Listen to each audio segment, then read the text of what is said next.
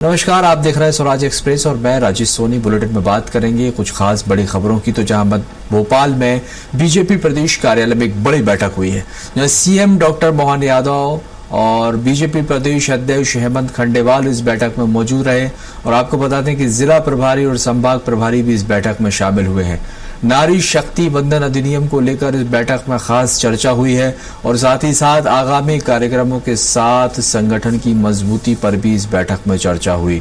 ये बड़ी खबर है राजधानी भोपाल से, आपको बता रहे हैं, जहां पर नारी शक्ति वंदन अधिनियम को लेकर एक बैठक और इसको लेकर एक बड़ी चर्चा यहां पर हुई है, जिसमें मुख्यमंत्री डॉक्टर मोहन यादव और भारतीय जनता पार्टी के प्रदेश अध्यक्ष हेमंत खंडेलवाल और साथ ही कई जिलों के प्रभारी भी इस बैठक में मौजूद रहे।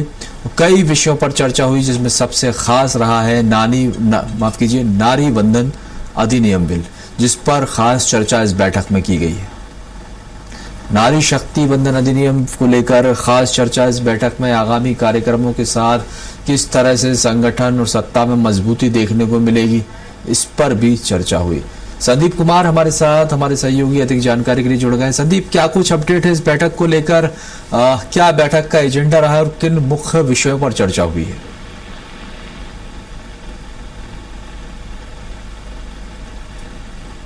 संदीप, आप तक आवाज पहुंच रही है? हाँ जी, मेरा सवाल ये है कि पहुंच रही है। हाँ, जिस तरह से ये बैठक हुई है काफी अहम मानी जा रही है, किन खास विषयों पर इस बैठक में चर्चा हुई है, क्या अपडेट? बिल्कुल, देखिए, आज बीजेपी प्रदेश कार्यालय में बैठक आयोजित की गई थी, जिसमें कि मुख्यमंत्री डॉक्टर मोहन यादव और बीजेपी प्रदेश अध्यक्ष हेमंत खंडेलवाल शामिल हुए थे। बीजेपी प्रदेश दफ्तर में इस बैठक में सभी जिलों के प्रभारियों को बुलाया गया था और इसके साथ ही संभाग प्रभारियों को भी इस बैठक में बुलाया गया था।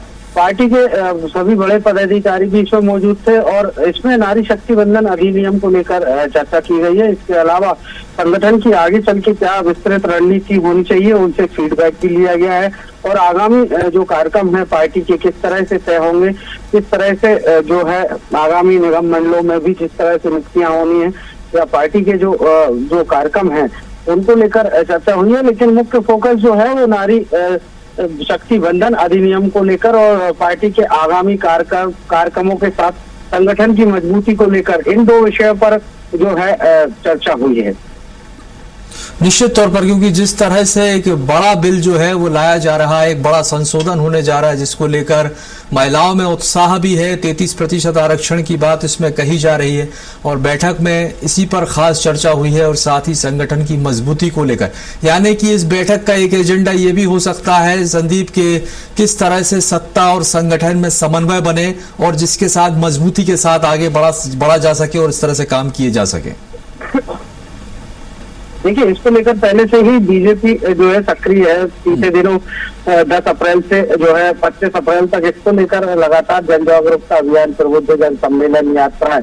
कहते हैं कि बीजेपी हमेशा चुनावी मोड में रहती है, तो उसी एक्टिव मोड से जो है इस नारी शक्ति वंदन अधिनियम का प्रचार प्रसार पार्टी ने किया है। और आज जब संसद में ये बिल पेश हो रहा था, उस दौरान भी जिले के प्रभारी और संभाग प्रभारियों को यहाँ बुलाया गया और उनको ताकीद के साथ में उनसे फीडबैक भी लिया गया कि किस तरह से संगठन और सत्ता का समन्वय जो है वो उस अधिनियम को और व्यापक प्रचार प्रसार के साथ पहुंचाए। साथ ही साथ पार्टी के जो कार्यक्रम है उनका भी फीडबैक इसमें लिया गया। तो कुल मिलाकर समन्वय तो देखने को मिल रहा है।